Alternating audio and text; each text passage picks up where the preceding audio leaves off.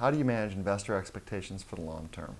Well, I think the biggest thing with investors is to give them a vision of where you're going, and as best you can, try to lay out the time frame, and then double it, right? Because it's never going to go like you think it is, and it usually has nothing to do with you. So it's usually other people that you're waiting on, different things or deals or whatever, or somebody's out sick or maternity leave or whatever, and it just takes forever.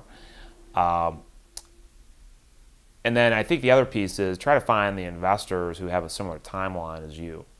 We raise money from a group of individual angel investors who, certainly want to make a return on this, but if they don't, their life's not going to change. There's no venture fund that they're a part of that says, okay, at the 5-year mark, we got to exit. They look at the business as, there's two ways they can make money. It could be either through a sale or it can be through dividends or cash distributions. So, that it's nice to have that flexibility as a business, and particularly as we have kind of pivoted into our third revolution. We really raised the money on the second revolution, so we were building an asset that was very different than what we wound up with. And that kind of round two was more geared towards an exit, right? It was something that somebody would buy, and it's very difficult to build and challenging to, kind of get to be a part of it.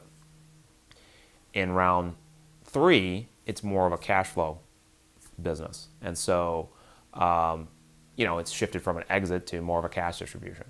And, they're happy with it. I mean, it could be nothing, right? So, and when I say it could be nothing, it could be that when you shift, your investors might not have the patience for that. Or they might say, you know what, go away, right? Or instead of staying in the same entity,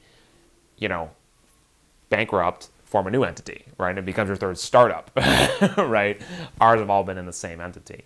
So we have an investor group that's just, patient, or at least patient enough, right? I don't know if I would use patient to describe them, but